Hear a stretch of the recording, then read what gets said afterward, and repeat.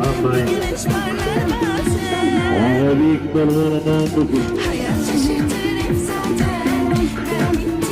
Almaz balva şagirdlerden ağabeyik balvan.